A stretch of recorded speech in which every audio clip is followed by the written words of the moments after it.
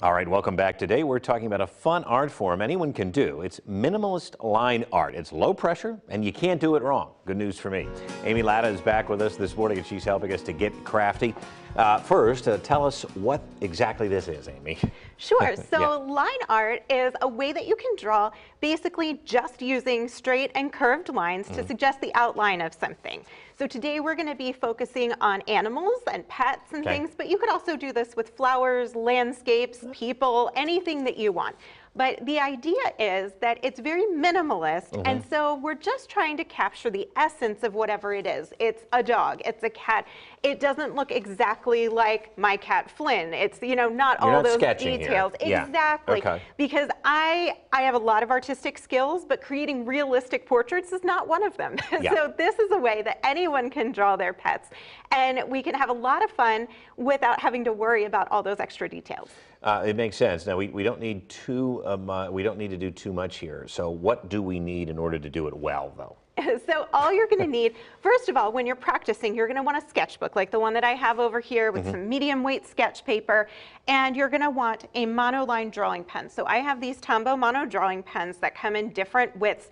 The bigger the number, the bigger the tip. So that's an 08. That's going to give you the nice thick lines like what you see there in the book. Okay. If you have an 01, it's going to give you a really tiny fine line. And all you're going to do is just practice and play around with the shapes that you want to create until you have something that you really love.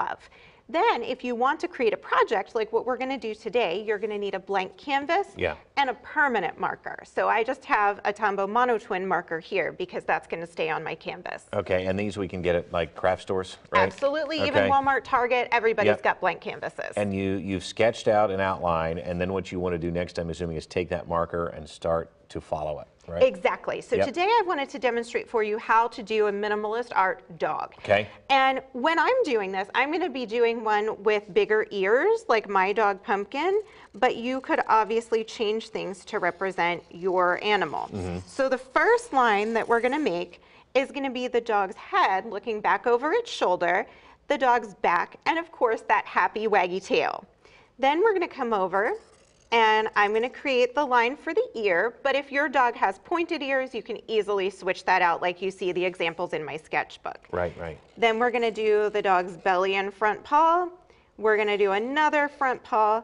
Then we're going to come to the back here, do his little hind end and his back leg. Then I'm going to give him his belly, come down and do that back leg. And then just suggest the rest of his leg right here. So you can see my lines aren't all closed in, they're not all touching. This isn't a real detailed, realistic picture. It's meant to be kind of abstract and just a lot of fun. Yeah, and it's relaxing. We talked about that. It's good stress relief. But also, I mean, if you look at that, you made maybe about 10 lines on there. It's not hard to do, and then you can hang that up, or what would you suggest doing with it?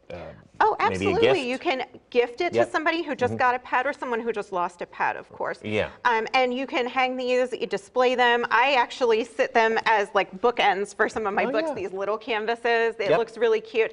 And you could always, you know, I love to hand letter the dog's name, something like that on there, make it extra personal, but so simple, so easy to do. And like I said, you can totally change it up to look more like your dog, put him in a sitting, a standing position, try the cat. And I have full directions and tutorial for both the dog and the cat on my website. Which is? AmyLattaCreations.com. Perfect. All right, and you're going to stick around, right? You'll be back a little later in the show. Yes. Wonderful, Amy. Good to see you. Stay with us. We'll be right back.